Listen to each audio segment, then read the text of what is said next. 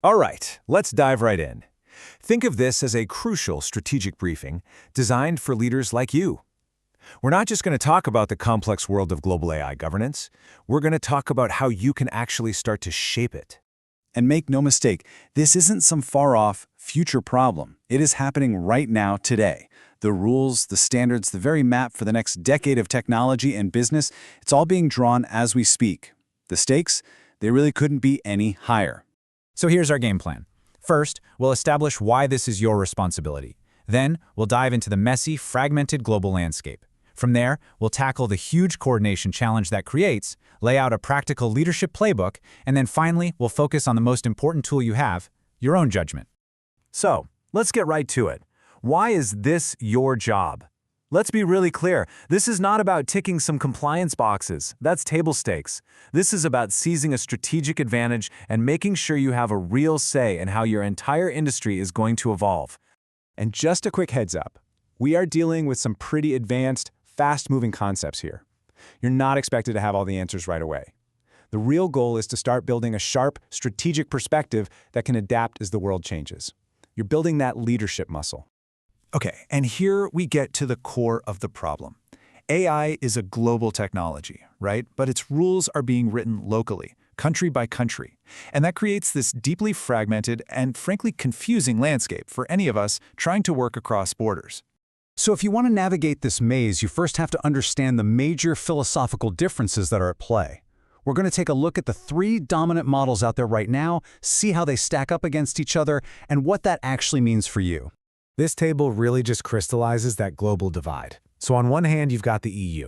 Their approach is precautionary, focused on human rights, and trying to regulate harm before it can even happen. This leads to something called the Brussels effect, where Europe's super strict rules often become the default standard for the whole world.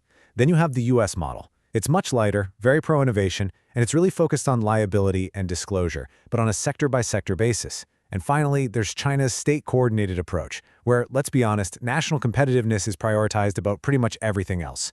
Each of these models presents totally different incentives and, you guessed it, completely different hurdles for your business.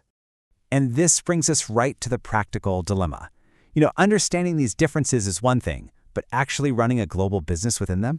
That is a whole other challenge. How do you actually make it work? I mean, this is the question, right?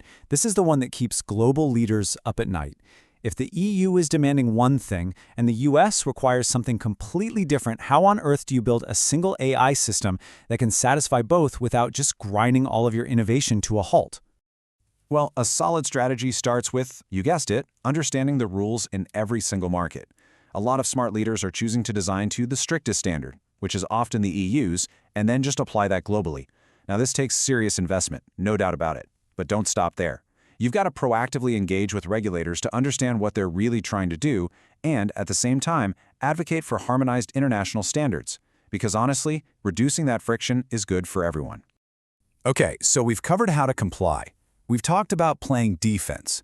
But the best leaders don't just comply, they influence. This next part is your playbook for moving from that reactive, defensive posture to a proactive one where you are actually helping to shape the rules of the game. So what does this actually look like in practice? It means you're in the room with policymakers pushing for clear, stable rules. It means you're sharing your practical, on-the-ground expertise, because, believe me, regulators often don't see the technical realities. It means promoting balance, working with your competitors on industry standards, and developing best practices that go way beyond the legal minimum. You're setting the benchmark for your entire industry. We've covered the external landscape and your strategic playbook. But for this last part, we're going to turn the focus inward. Because at the end of the day, navigating this brand new world all comes down to your personal judgment as a leader. And this is really the heart of it all. Information is a commodity these days. Anybody can get it. But judgment, that is rare. It's the ability to see the connections, to weigh the trade-offs, and to make that wise call when the path forward isn't clear at all. The next few questions are designed to help you sharpen that exact skill. So, let's start with a moment of real honesty here. What regulatory environment would actually give your organization a strategic edge? A system with really light rules? Or maybe one with high barriers to entry that only you are positioned to meet? You have to know what your own strategic interest is first. Okay, now for the harder question. What is genuinely best for the public, for society, for the long-term health of this entire ecosystem?